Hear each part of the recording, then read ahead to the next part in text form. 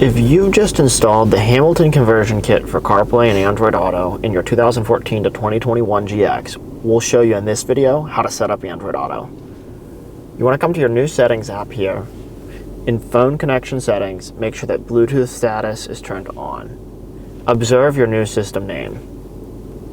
If in the future you want Android Auto or CarPlay to auto-connect, auto connection, and remember device, you can turn these both on. Now pull out your phone, go to Connections, click on Bluetooth, and locate your new Bluetooth device. Go ahead and click it. A pairing code will pop up, click Pair. And if it asks you to sync favorites and contacts, go ahead and do that. With your phone paired to your device, go ahead and open CP Link. It may load for just a second, and Android Auto will appear.